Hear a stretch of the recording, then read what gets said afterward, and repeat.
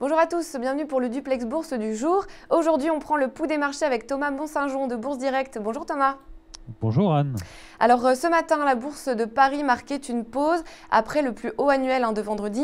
En cause aussi un ralentissement de la croissance du côté de la Chine. Alors selon vous, comment va se dérouler cette séance ? Ce matin, l'indice HSBC des services chinois est légèrement décevant pour le mois d'avril à 51,10 après 54,30 au mois de mars.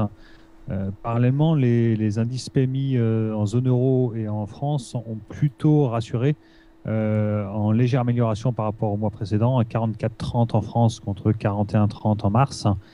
La contraction de l'activité en fait, dans les services se ralentit un petit peu, ce qui est plutôt une bonne chose.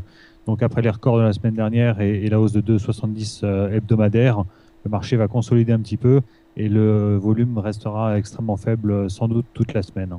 Alors dans ce contexte, aujourd'hui, quel support et résistance majeure doit-on surveiller ? Alors on surveillera 3878. Le marché restera positif au-dessus avec des objectifs 3920, 3940 avant des extensions éventuellement sur 4014. Les supports, donc 3878, 3854 avant une consolidation éventuellement à 3814. D'accord. Alors du côté des titres maintenant, on va se pencher sur Danone qui a signé un accord avec la société Sirma en Turquie. Un accord qui viserait donc à racheter un peu plus de 50% du capital de cette société. Est-ce que cette information va influencer le titre aujourd'hui ? Alors il ne s'agit pas d'une grosse acquisition pour Danone, mais le fait que Danone prenne le contrôle en fait, de Sirma, qui est une société qui fait de l'ordre de 100 millions d'euros de chiffre d'affaires dans les eaux en bouteille, est un signe supplémentaire que Danone poursuit son internationalisation dans des marchés porteurs. On s'aperçoit que Danone est déjà présent sur le marché turc avec la société Hayat. Les deux actifs seraient assez complémentaires en termes de positionnement géographique, de marque et aussi de canaux de distribution.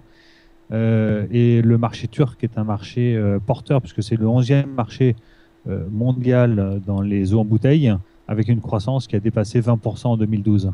Donc, petite acquisition, mais qui poursuit la belle stratégie de Danone et qui lui permet d'être toujours sur des cours historiquement hauts.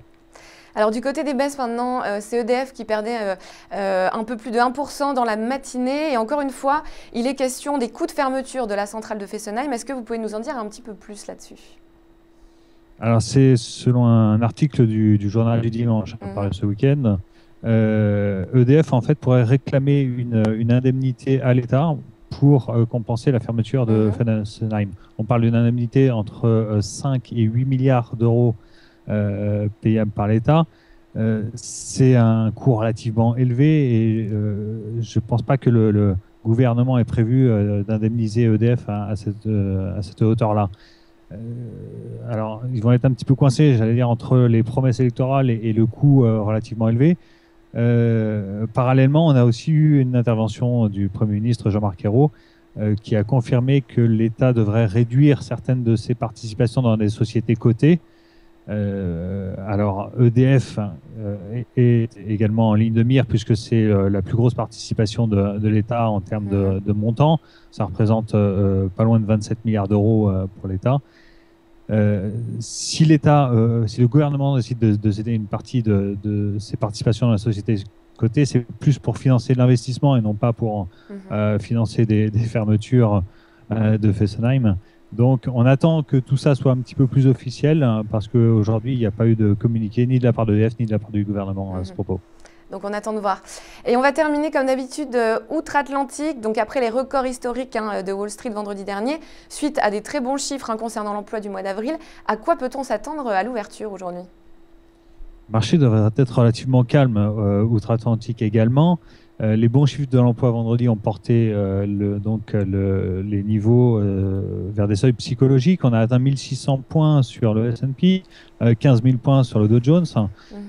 Donc ces nouveaux records devraient être un petit peu digérés avant d'aller voir un petit peu plus haut. A priori, le marché va manquer un petit peu de catalyseur pour poursuivre sa hausse. On devrait avoir une semaine relativement calme avec peu de gros chiffres macroéconomiques et beaucoup moins de publications de sociétés que la semaine dernière. Eh bien, merci Thomas pour toutes ces précisions. On se retrouve demain pour un nouveau Duplex Bourse. Au revoir. Au revoir, Anne.